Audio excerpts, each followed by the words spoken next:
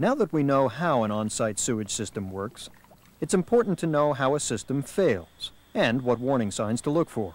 Most simply put, if any part of your septic system is discharging untreated or inadequately treated wastewater onto the surface of the ground, into a waterway, or into the groundwater, your system is failing to do its job. System failure may occur for various reasons: poor system design, improper siting or construction, system overload, or inadequate maintenance. Here are several warning signs to look for.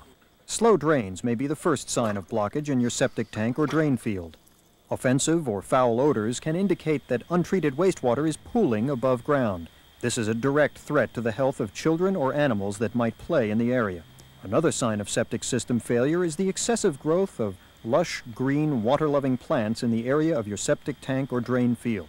If you live near the shore, watch for excessive weed or algae growth caused by phosphorus from septic systems.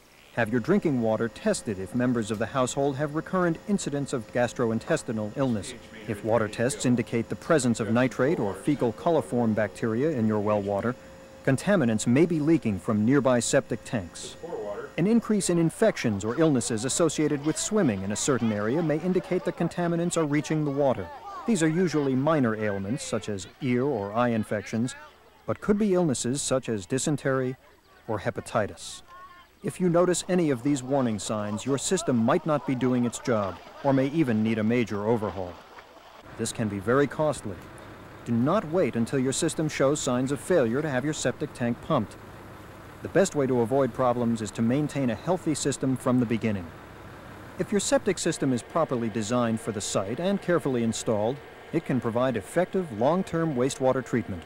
The key to long-term effectiveness is prudent use and simple routine maintenance. How often the tank needs to be pumped depends on the capacity of the septic tank, the amount of wastewater that's put into the system, and the amount of solids in the wastewater. People often ask how frequently they should get their septic tank pumped out. Now, ideally, you want to hit that before you've lost about 25% of the capacity of the tank. Now, that frequency of that is highly variable, and I think you can be pretty safe if you get it pumped out every 3 or 4 years. In some situations, we recommend yearly. For instance, if you have an income apartment in your home, and so you have more than a normal household, you might want to consider pumping it yearly. If your system is getting older, and typically systems last, the design life for many systems is approximately 25 to 28 years. So if your system is approaching that age, you might want to help it along a little bit by pumping a little more frequently, maybe do it yearly. If you have an older home, you may have a smaller tank than would be recommended nowadays, and as a result of that smaller tank, you might want to pump a little more frequently. If a tank is not pumped frequently, okay, and then what happens is the material builds up in the tank, the density, the viscosity, if you will, it gets thicker and thicker. After about probably 2 years, in most situations, it begins to pass some of this material out of the tank and into the next component in your field. That's usually a distribution box, which, as the name implies, distributes this effluent. It's now laden with little particulate, particulate sewage and stuff that's breaking down. It disseminates that out into your field. It ruins the ability of your field to process the effluent. And there isn't any real fix to that short of replacing the system, so it can be kind of costly if you neglect having it pumped. If you don't know where your system's located you may want to call your county health department. They may have a record of it. For general information, the tank is usually 10 to 20 feet from the house. It's usually not far away. Ways to actually locate your tank in the early winter when the first snows come, sometimes the warmth of the septic tank will melt the snow over top. Location of the drain field is important to know so that you don't put the swimming pool over top of it or build your deck out over it, or drive heavy things if you're having firewood delivered, or if you're doing some addition somewhere, they don't drive a concrete truck over the top of it. Things that you look for if you're looking for it are, you may see if you have a lateral system, which is an absorption type system, there may be ditches, okay, that are in your lawn, and they'll be about 9 feet apart, and they'll be in a rectangular pattern generally.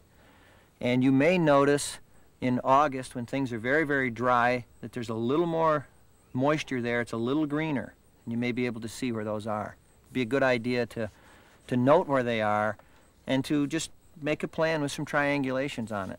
so that, you know, if you have a problem, any information that you can give to a sewage contractor, if he comes to troubleshoot a problem, is going to be helpful for him and is going to save you money. If we finish pumping the tank, there's several things that we're going to look for. We want to check to make sure that the inlet baffle is intact and in good condition, that the outlet baffle is intact and in good condition, and also we look to see what the operating level was of the septic tank. Is it operating at a normal level, which indicates that there's not any impediment beyond the tank, i.e., for instance, the field may be failing or some type of thing. We're looking for some indicators there. We then make a recommendation to the customer based on how long it's been since it was last pumped and the condition of everything. We make a recommendation to them as to what the frequency might be for pumping their tank in the future.